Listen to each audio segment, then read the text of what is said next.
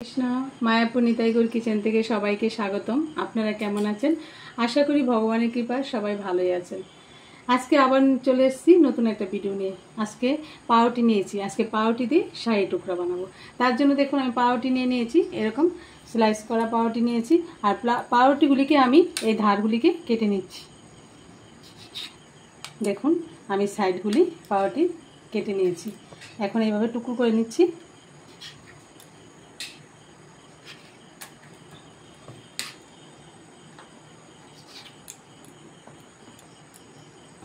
এই যে মাঝখানে দিয়ে চারটে করছি, একটা পিসকে এটা করে নিচ্ছি।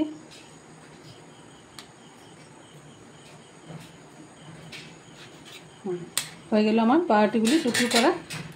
আর এখানে আমি তেল বসিয়ে দিয়েছি সাদা তেল।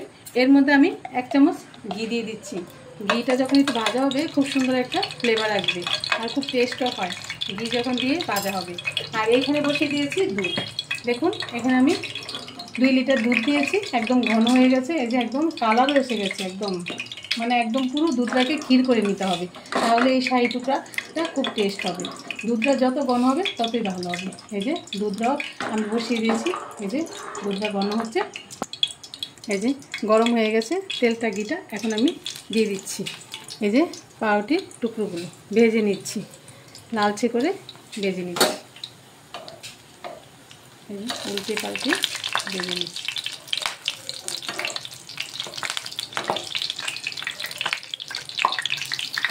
এই যে ভাজা হয়ে গেছে, এটা আমি নামিয়ে দিচ্ছি। আর সবগুলো পাউরুটির টুকরো আমি এরকমভাবে লালচে করে ভেজে নিচ্ছি।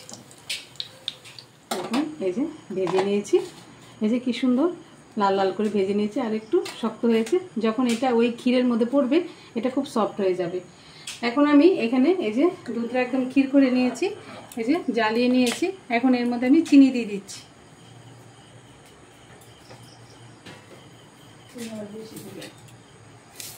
স্বাদ মতো চিনি দিয়ে দিচ্ছি। চিনি দিয়ে আমি আরও কিছুক্ষণ ফুটিয়ে নিচ্ছি। দেখুন এই যে চিনিটাও গলে গেছে। আমি আর এখানে একটু সুন্দর ফ্লেভারের জন্য 2টো এলাচ ফাটিয়ে এরকমভাবে ফাটিয়ে দিয়ে দিচ্ছি। এই যে ভালোভাবে ঘন করে নিচ্ছি। এই দেখুন এটা আমি এখন নামিয়ে দিচ্ছি। একদম পুরো ঘন হয়ে গেছে, একদম ক্ষীরের মতো হয়ে গেছে। এখন এটা আমি নামিয়ে দিচ্ছি।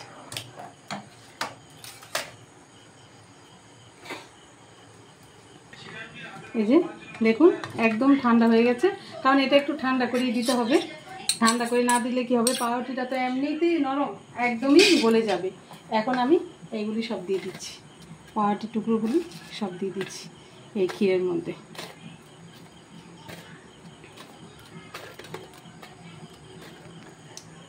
এই যে একদম এগুলি একটু চেপে চেপে দিচ্ছি, যাতে করে ক্ষীরের মধ্যে একদম ভিজে যাবে।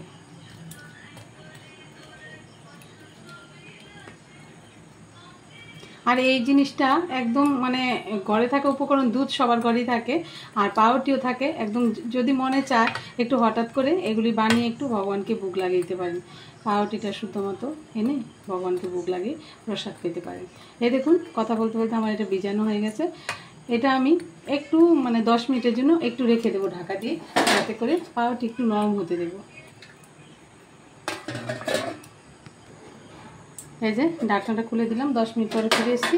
দেখুন কত সুন্দর একদম সবগুলো আস্তে আস্তে করে একদম মিশে যাচ্ছে আর ক্ষীরটাও ঘন হয়ে গেছে।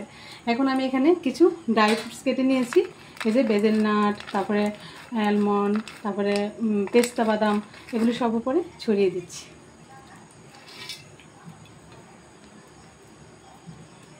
দেখুন রেডি হয়ে গেল শাহী টুকরো। এখন আমি ভগবানকে ভোগ লাগিয়ে দেবো, আমার গৌরনিতাইকে। আর আজকের মতো ভিডিও এখানেই শেষ। আপনারা সবাই ভালো থাকবেন, সুস্থ থাকবেন। আবার দেখাচ্ছে পরের ভিডিওতে। হরে কৃষ্ণ।